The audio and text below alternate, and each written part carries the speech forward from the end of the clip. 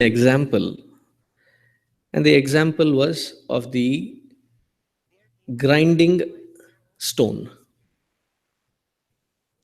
In the ancient days, there were three equipments, and it is funny that today we have to go to a gym, but in those days, just using those three instruments, women folk of the family kept themselves healthy and fit.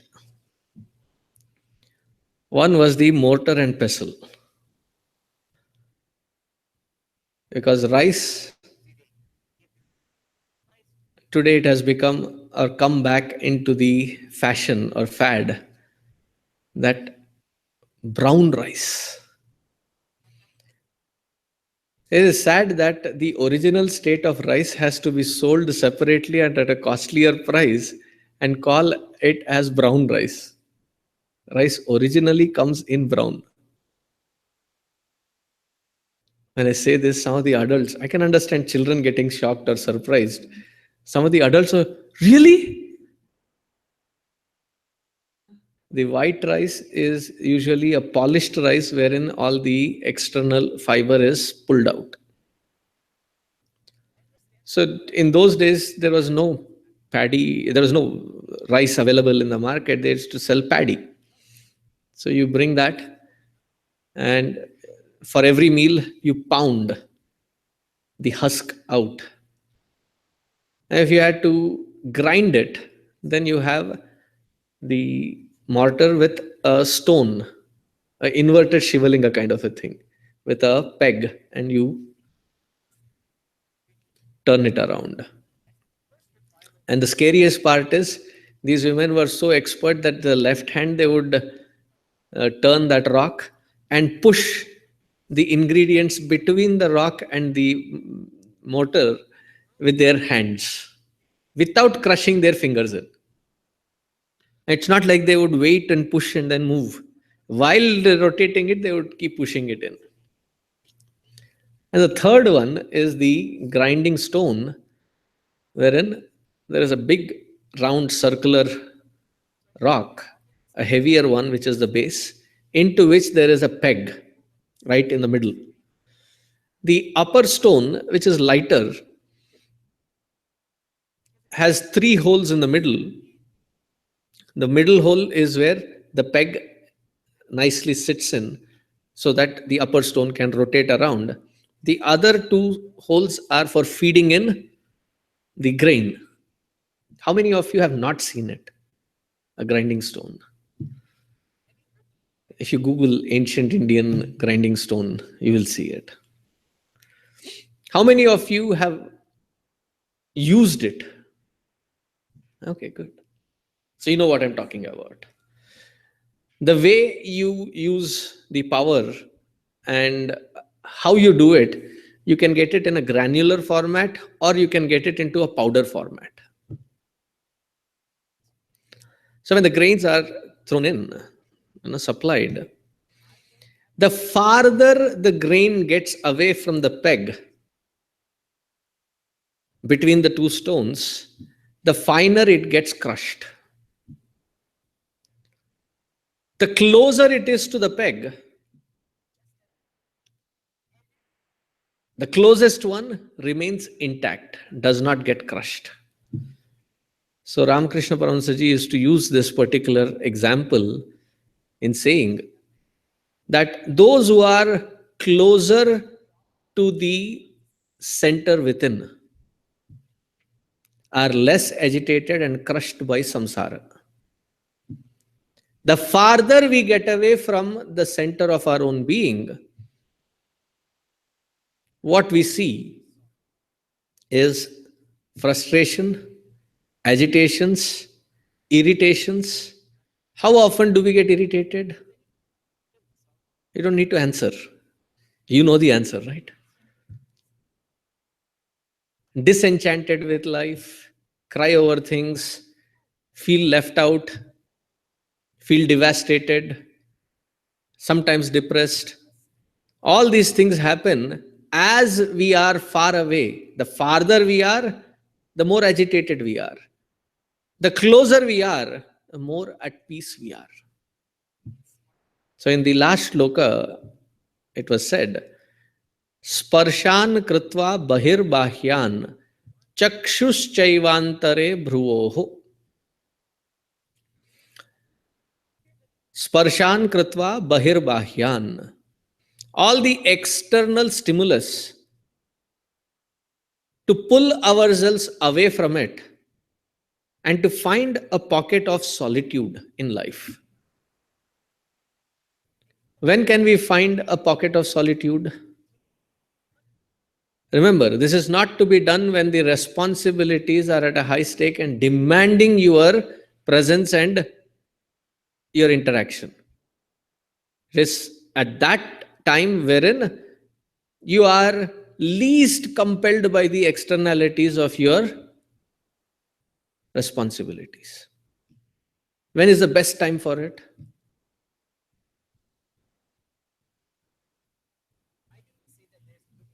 I can see some video happening, but the audio is not reaching me.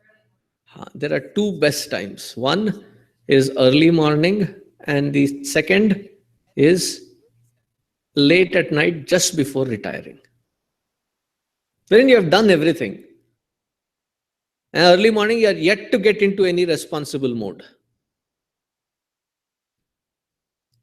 And this is a practice to be done so that we can carve out a firm platform of solitude and peace within. We are not born with this ingredient. It is something that we can cultivate and nurture. So while we sit in those 10 minutes, the externalities should not be compelling. The externalities should not be drawing us out. There are some people who would say, I am not doing it because now it is my time for meditation. No, your meditation should not become a hindrance for your responsibilities. That it should not become a distraction. So you should withdraw one's own mind from the external stimulus and its compelling forces. Sparshan kritva bahirbhahyan. Pull your entire focus between the eyebrows with your eyes closed. Internally, imagine to focus right there, right where you should wear your bindi, tika, buttu, whatever you call it. That is called the Agnya Chakra. So at that point from inside, try to focus. And this is not the time wherein you employ a heavier technique of pranayama. This is not the time to sit and do bhasrika or kapal bhati. No. All this, if you are into it, you should have done before these 10 minutes. At this point, what do we have to do? Nasabhyantara charinau. Observe the breath going in and out. The moment you make a conscious observation, the breath automatically slows down. That the inhalation and exhalation become naturally rhythmic and deep.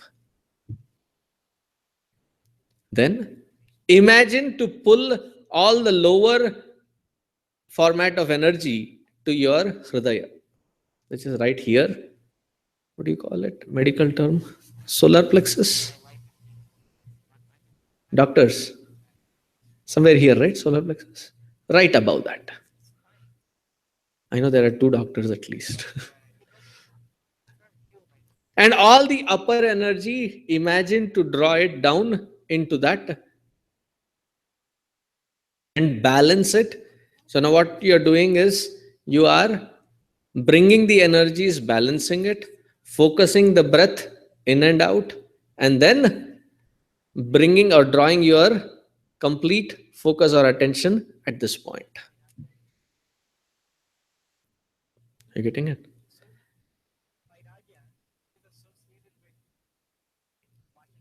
Vigatecha bhayakrodaha yas sada mukta evasaha. Constantly focus on not getting distracted by various desire prompted cravings or fears or anxiety. Put them aside.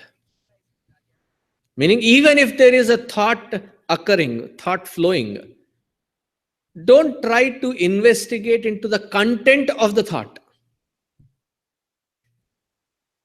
Don't try to brand whether it is a good thought or bad thought. Instead, only witness, only observe it. You stand outside and watch cars going up and down.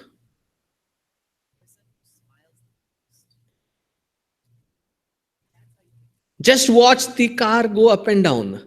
Don't try to recognize if it is a Toyota or a Ford or a Chevy or whatever brands. What we do is, when we sit with our closed eyes, we start investigating into the content of that thought. And after evaluating it, we brand it. This is a good thought. This is a bad thought. It does not matter if it is a good thought or a bad thought. Our job is not to think, but to observe any movement that happens.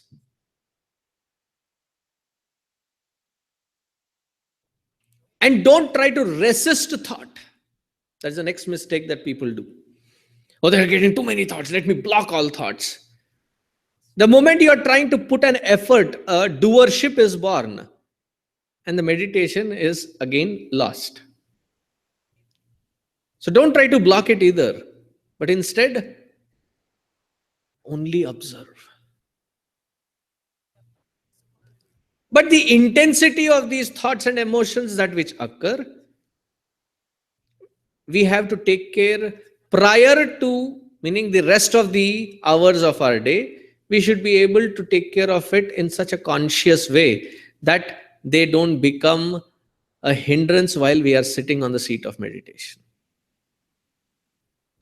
Like, you are calling a great lot of people for, to your house for a party.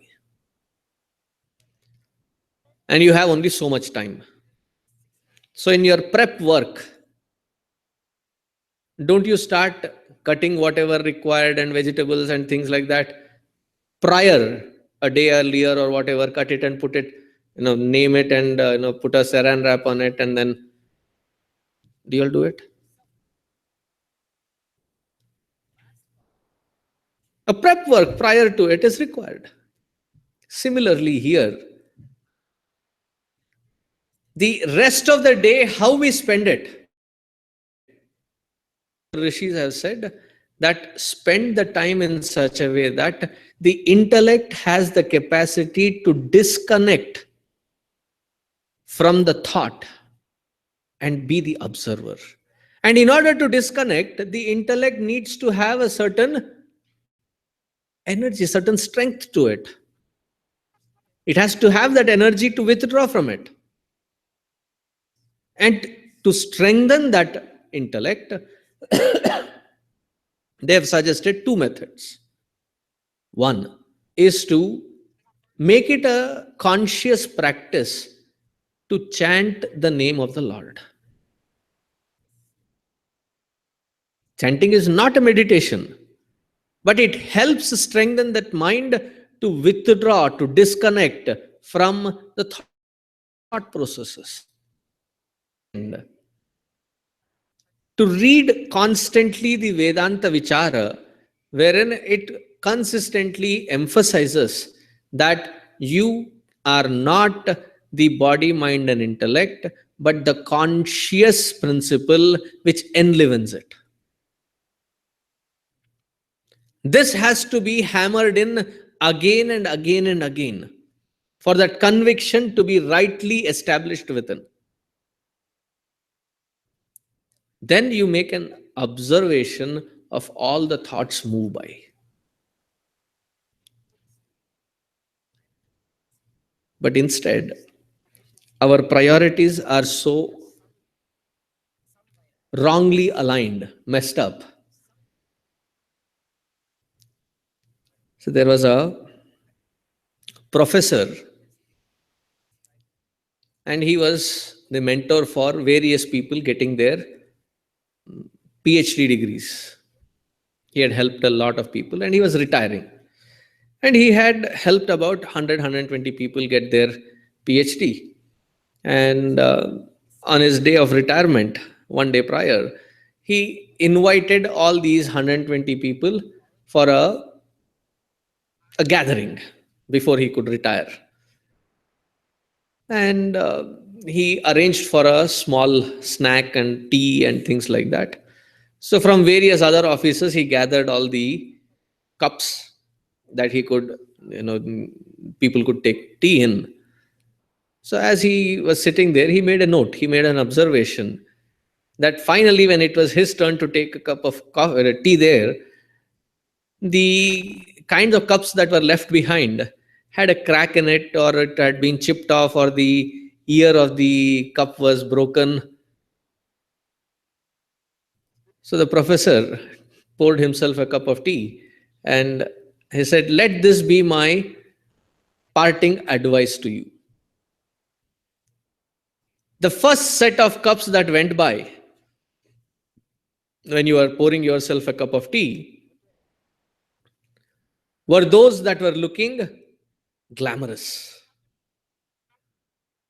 Though we all know that all that matters is the content in the cup and not the cup itself, right? But somewhere subtly, our priorities get completely intertwined with wrong direction, wrong alignment. In our lives too, our wrong alignment happens day in and day out through various kinds of interactions. Instead of focusing on the content within, we focus only on the container. Container meaning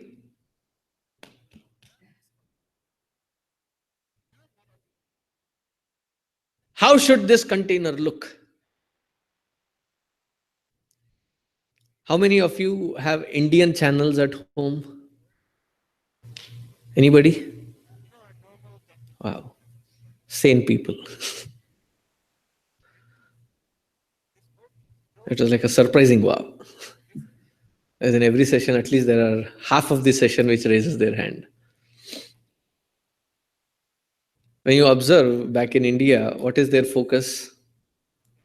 And not just in India, anywhere for that matter. 80% to 90% of our market out there, what does it promote? Yeah, in India, it is not just fair and lovely. Now they have gone one step ahead. Now they have fair and handsome also. You too have a chance. It's the same cream put in a different boxing.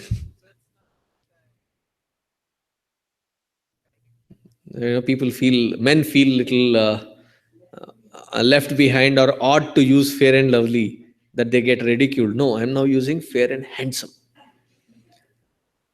See, it was 60 plus years that we have had our independence, but the slavery has not left our mind. We still suck up, and the beauty standard is left at those who are whiter. Again, whiter of what? The container. It is not a direct reflection of what the content is. Right? The kinds of brand names that we carry. The clothes. The clothes, what is the purpose of the cloth? To protect us from the elements and to look decent. Right? Once I was in, Frankfurt and Davenport. There is a Starbucks on the other side.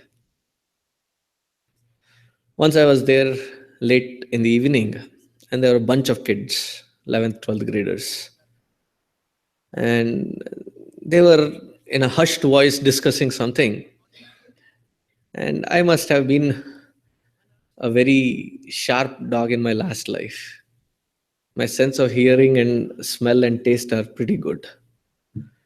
I overheard what they were speaking. They were talking, in those days I was wearing yellow. Look at that weird fellow in yellow. Look at what he's wearing. And so I could have just observed it, and I wanted to have some fun. So I cleared my voice a little loudly. I said, guys, are you talking about me? And there was that weird awkwardness in their face. Were you guys discussing about my yellow robes, yellow clothes that I'm wearing? And one girl sheepishly said, yes. I said, do you know who designed it? One of a kind, and only I wear it. Versace. I should have seen their faces. Oh my God, really? Hindi में कहते हैं बेवकूफ को बेवकूफ बनाने की जरूरत नहीं पड़ती है, बने बनाए आते हैं.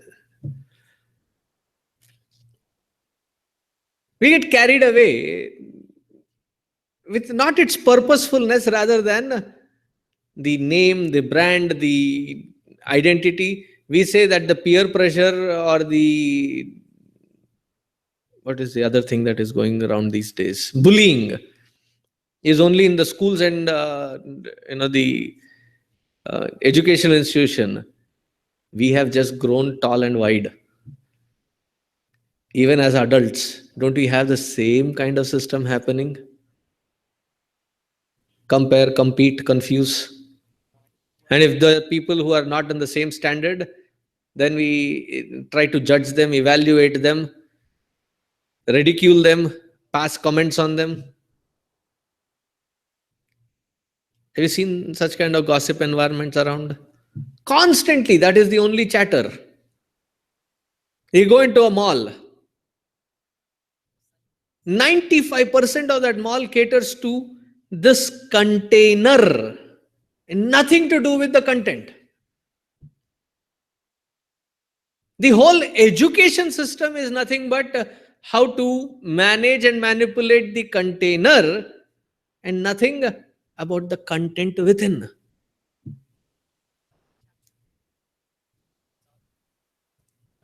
Think about it.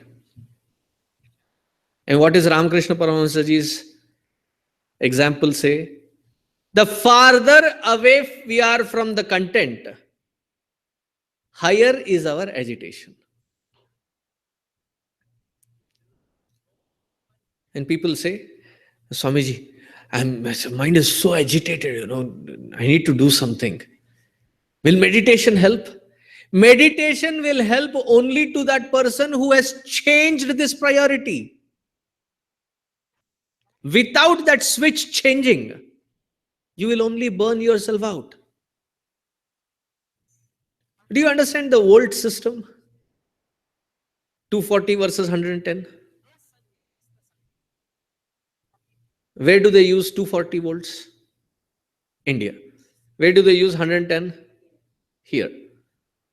There are some instruments and gadgets which have a switch wherein you can change the voltage input from 240 to 110, or 110 to 240. If you take a 110 into a 240 system, plug it in, and forget changing that switch, what happens to that instrument? लगता है बहुत experience है. It gets burnt. Similarly is this, without changing that priority, that my focus should not be on the container, it should be on the content.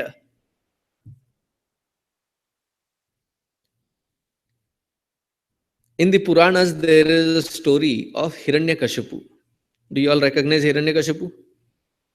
Whose father was he? Prahlada's father. Right? A severe penance. Such severe was his penance that even being a Rakshasa, Brahmaji appeared in front of him. Who was appearing in front of him? The Creator was in front of him.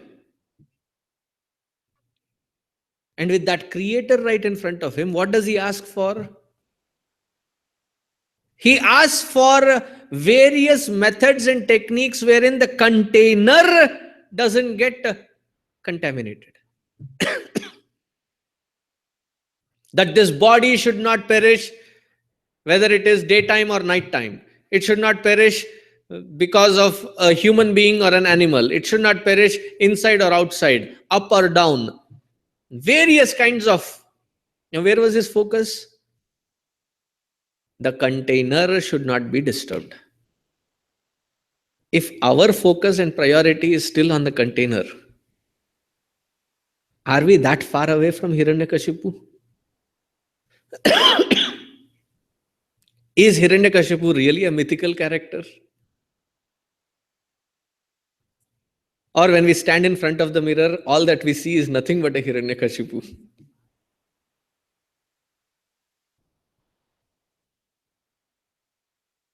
And there was a recently, they said, Swamiji, next time you go to India, I need some 10 days from you. I mean, this was with lot of love and concern, but the focus is where I'm trying to set this example in. I said, why? They said, there is this new technique these days wherein they will take the hair from its roots from the back and plant it. Because you are a public figure, you constantly interact with public, and your appearance should be great. Let's get this, what you call hair replant? Transplant. Huh. Hair transplant, let's do that. I'll take care of everything else. I said, thanks, but no thanks. Then does it really matter how I appear or what content that I am offering? Where is our focus? Where is our priority? It should switch from that which is jada, that which is inert, that which is matter, to that which is contained in that matter.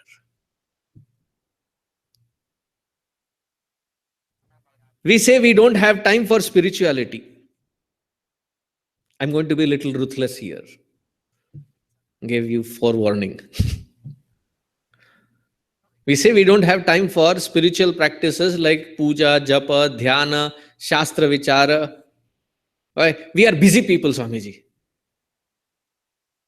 We have time for manicure, pedicure. We have time for a torture called waxing and threading. We have time for getting nails done. We have time for hair transplant. We have time for blackening our hair or whatever color suits you. All these, where is the focus? Is it on the content or on the container? It's only on the container. If you look at the amount of time that we spend in and for the container, food, how much time do we spend?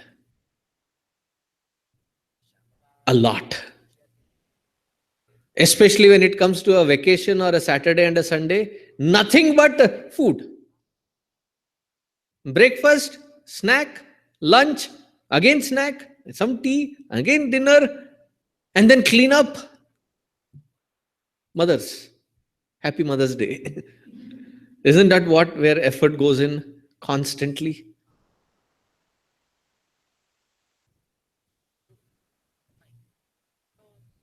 So unless that priority switches from the container to the content, there cannot be a guarantee of contentment.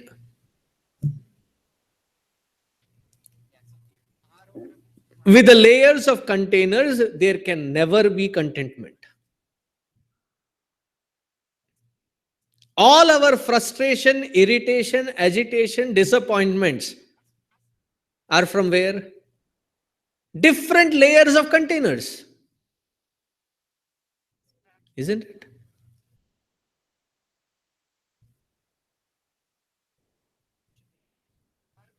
We aim for having contentment, satisfaction, fulfillment, happiness, and peace, right? Where do you want to have it from? We want to have it from the world outside in every interaction. So, the world outside, and what do I aim with the interaction? Joy and contentment. So, the goal is decided. There are two variables. What are the two variables? Me and the world. What can actually bring my peace and joy? Can I change the world? So, all that which is left is only one variable. And where should that change happen? That my priority should switch from the container to content. Then, with that change priority, I will know how exactly to use my externalities of container. It will be for a purposefulness and not beyond to be enslaved by it. Vigata ichha bhaya krodha. And get closer to the content, which is the core of my own existence, the core of my being. As closer that we reach to this, that peaceful we can be.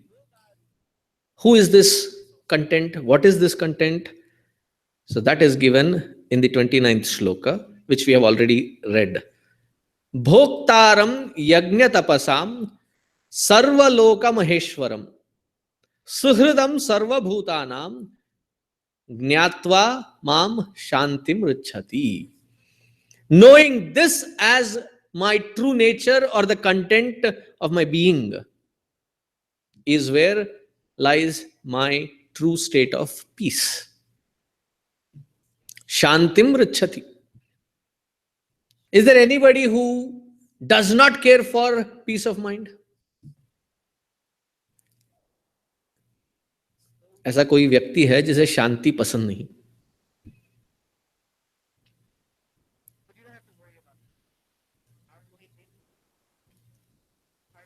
I'm not talking of someone outside there that you have to imagine about. I'm asking about each one of you. Do we not want Shanti? We want Shanti.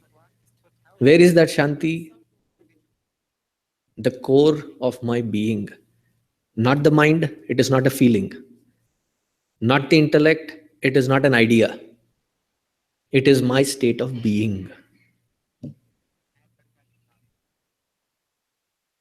Bhoktaram, that center of my being, as long as it exists functioning through this container called body, mind, and intellect,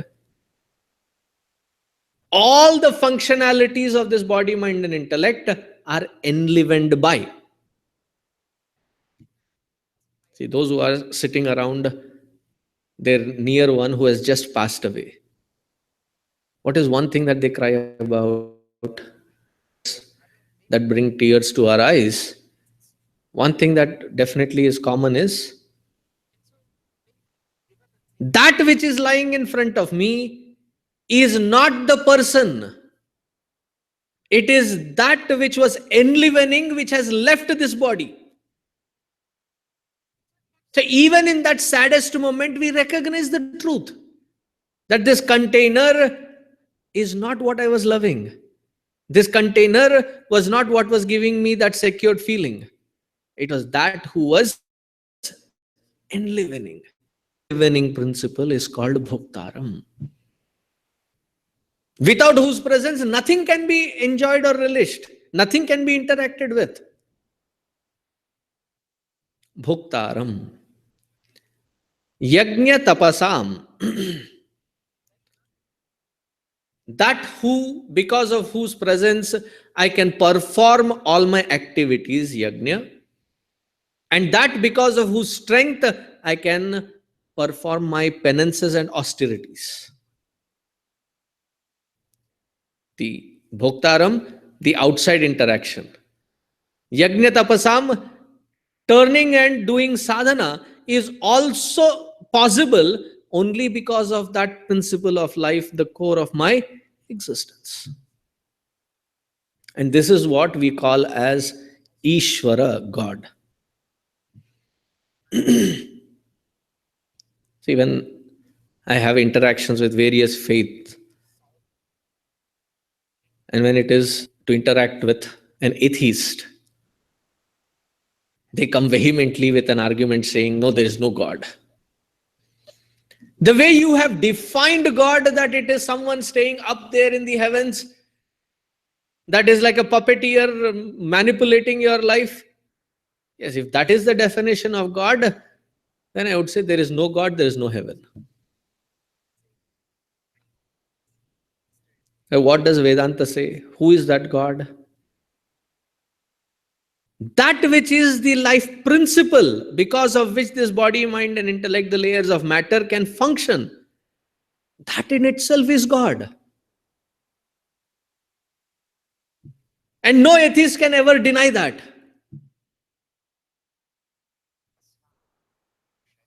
Isn't it a fact of life? And our rishis recognized it. That this, because of which this body, mind, and intellect is functional, alive, enlivened, that in itself is the Ishvara. That itself is called God. All the prayers that we offer in the temples and the murtis, what is the purpose of it? It is a pointer pointing towards that core of my own being. It's like when you stand in front of the mirror. In mirror, what do you see? What do you see? A horror story. No, you see your own reflection. But looking at the reflection, where do you work on? Do you apply lipstick or chandan or buttu or shaving cream on the reflection or on the body? You don't put lipstick on that reflection and then nahi. Or you don't apply the shaving cream there and then start. No. Through that mirror, it is pointing towards the self. Though in that example, it is only at the gross level.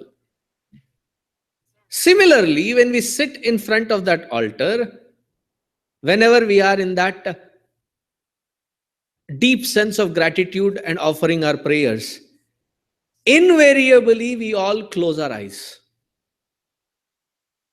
Don't we? Why do we close our eyes? Because for a brief moment there, we are connected through that pointer to something within. How many of you have gone to Tirupati or Sabarimala or Vaishno Devi? All of you have gone to one of these, at least. In Tirupati, there are like 1.5 to or 1.5 to 2 100,000 people that visit every day. So in a given 18 hours of opening of the temple doors, you only have few seconds, right?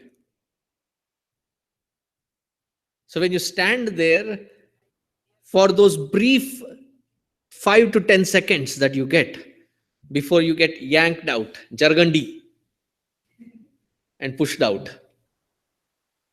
in that 10 seconds, after putting an effort of 4-5 hours of standing in line, coming there, being pushed and shoved around, in those 10 seconds, Invariably, what do we all do? Close our eyes for the maximum time, don't we? Hey, आंख ही बंद करना था. Can you all close your eyes? You're there. But it is that precious moment after these much of austere hours that we get to connect within more effortlessly than ever. Because that is just a pointer pointing at what? To the self within. All the alankara, abhisheka, and everything done, so that my attention is engrossed only in that focal point, and through that focal point, ultimately pointed towards the core of my own being. Sarvaloka Maheshwaram, Bhoktaram Yagnatapasam, Sarvaloka Maheshwaram, Suhridam Sarva Bhutanam. And if at all there is anybody that can be called as the best friend ever, it is that consciousness alone which is constantly there with us, good or bad. It is that consciousness alone, the best friend. The more we are disconnected, the more we are agitated. So, what should be the effort? Should we not find time? This becomes an obvious priority. But then, how do I systematically practice this meditation?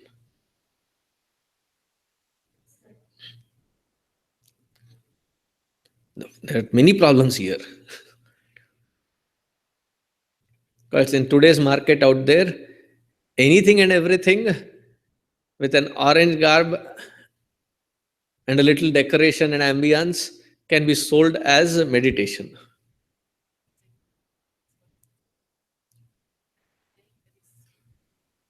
What is the true technique?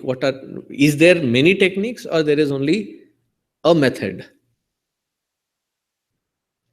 That is discussed in the 6th chapter,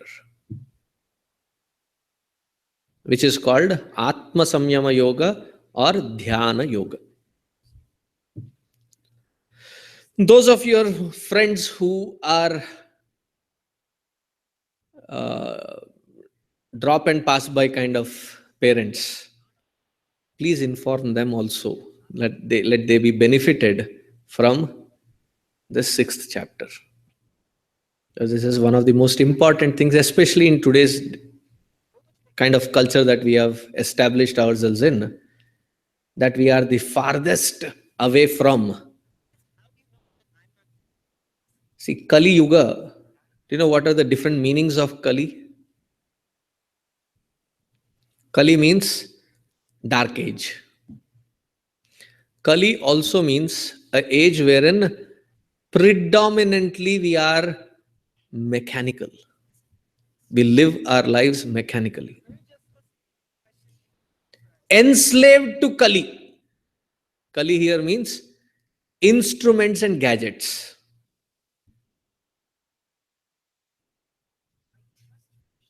I was in a camp recently. When I used to go to the camps, when we used to get break time, like between two sessions, we would take a soccer or a frisbee or a ball and play something. There were about 60 kids in this recent camp. Invariably, all of them were in there. All of them engrossed in their gadgets. Guys, there is not a third world war which will start that you have to constantly keep yourself updated with. That if you don't see your gadget, third world war will not start. It's not that important. But how addicted, enslaved, that there are these new generation parents that come and say, Swamiji, I think Every kid should be given a cell phone. So why? So that I can be in touch with them and they can, if necessary. I said, Baba, we have grown up in a world wherein there was no communication. After we say bye bye in the morning, until we came back home, there was no communication. Sometimes there was school bus, sometimes there are no school bus. Sometimes in India, when growing up, you don't know when exactly there will be a bandh and what will create that bandh. And during that bandh, the school bus is the first thing to stop. I said, no, we don't want to take risk. Now all the kids had to find a way to reach home. And it was not that every parent had a vehicle and they could come by and pick up either. We had to figure out. I don't know, is it providing more of convenience or more of anxiety? I'm not saying the instruments are bad. It is how we are addicted to it is bad.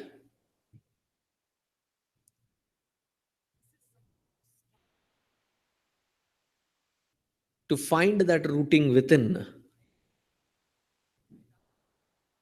So far, whatever time we have wasted for wrong priorities is fine. But at least now, should we not have a priority and emphasize on having those 10 minutes for yourself? And once you hit the source within, you would automatically extend it beyond 10 minutes. I'm not worried about that. All that I'm worried about is to maintain that consistency initially for those 10 minutes. So the process, the method, the idea behind is very detailedly explained in this 6th chapter. I'll stop here. Do you have any questions?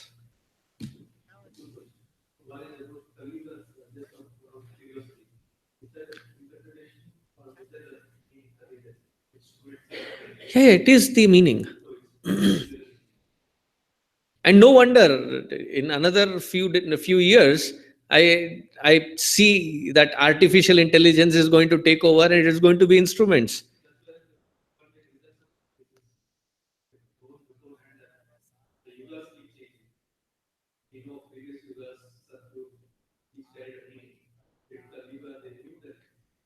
Yeah, it is something which will be predominant about the mechanical life, enslaved to different kinds of instruments. They did not say gadgets, they just say parikarana or upakarana.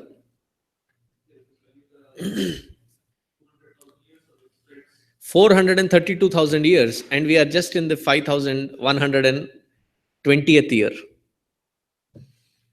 And already you can see the impact of it.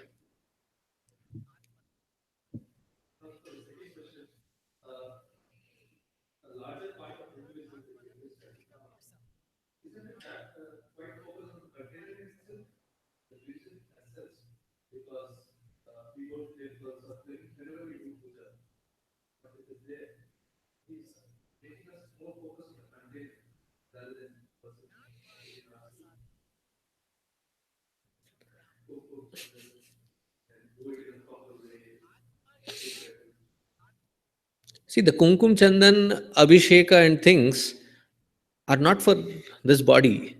It is for that Pratima, that Murti. The more beautifully that you decorate, your mind is, your organs of action, organs of perception, and your mind and intellect becomes focused in that 30 minutes of puja on that Lord. The higher the focus, that which it is pointing at, the closer you can get to. It's like when you have a camera which has zoom in, zoom out, and then focus, right? So this 30 minutes of effort brings in from pulls our mind and thought process from all the externalities into one theme, which is that pratima or the murti of the Lord. And then when you zoom in, it is no more on that pratima. You're zooming in onto the finer focus is on the self within. So every puja, neither the pujari knows it, nor the one who is getting the puja done cares for. After every puja, there is at least 5 minutes where it is prescribed that you sit quiet, close your eyes. It is for those 5 minutes that the first half an hour is spent in that puja so that you reach to that focal point within. And that is the purpose of that puja. Yes, sir.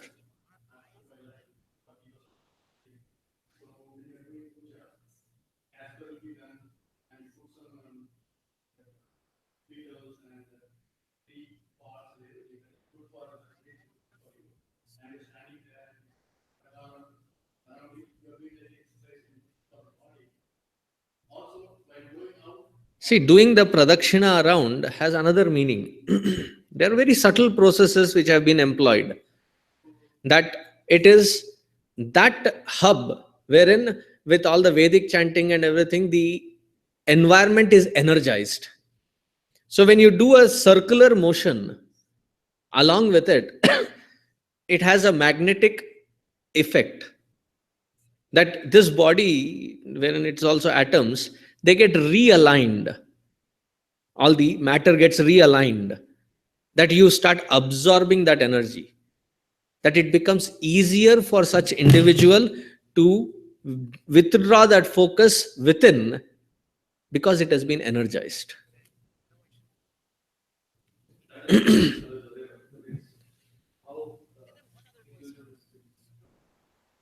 I wouldn't say Hinduism. Hinduism is pristine. How we end up practicing in our ignorance.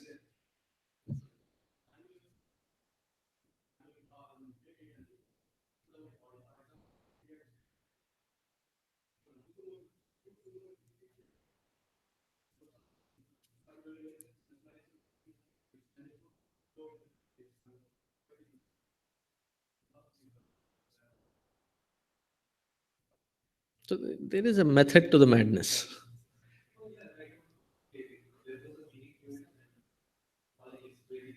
I'm glad you're asking, and I'm glad I know so that I can share it as well.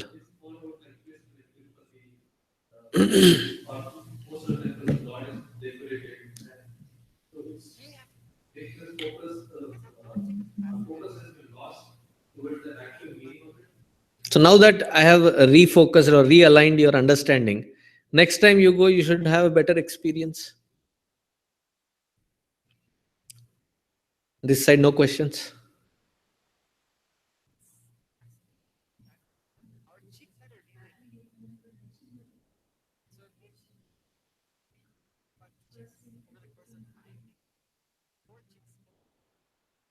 Don't worry, if you did not get it, you have not lost, because we'll be going in detail about the entire steps of meditation in the 6th chapter. So every step will be covered. Don't miss them, that's all. That was just a teaser. Those two shlokas were a teaser. 27th and 28th. Yes, we will be. Your friend is in another session. It's almost like मेरे लोग चारों तरफ फैले हुए हैं.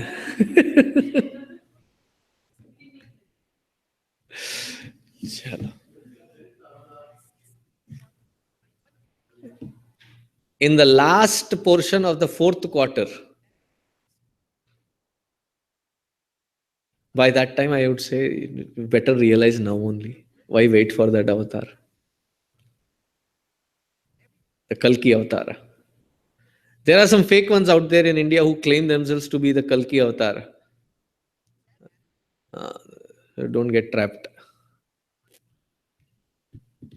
Chalo, let's wind up. Om Shant Shant Shanti Hari Om Shri Gurubhyo Namaha Hari Om.